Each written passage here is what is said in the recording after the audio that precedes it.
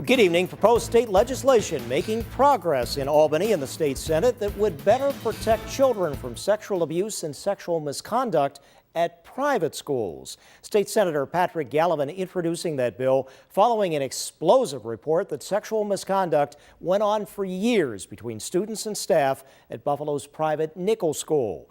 Channel 2's Erica Brecker explaining now the changes that could be signed into law.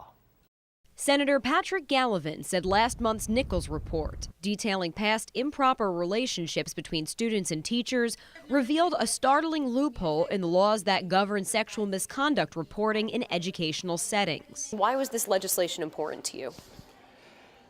I think it was a surprise to everybody when we saw the story about Nichols and the kids that had been victimized over the years, that private schools had no obligation to report to authorities allegations of abuse. As state law stands right now, private schools are not explicitly named in the current education law that details how to report suspected child abuse in schools. We hear all the time about holding the perpetrators accountable, and we should do that.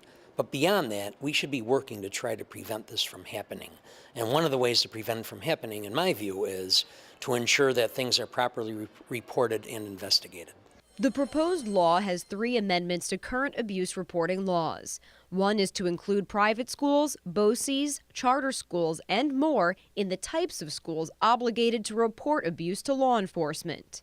2 is to expand who has a responsibility to report alleged abuse, including therapists, speech pathologists, teachers' aides, school resource officers, and drivers contracted by school districts. And 3 is to require teachers and administrators at private and charter schools to complete training on identifying and reporting abuse. I pointed out to Senator Gallivan that oftentimes schools have a reporting chain of command. Does this allow any of those types of employees to go straight to law enforcement if they suspect child abuse? It doesn't preclude anybody from making a report.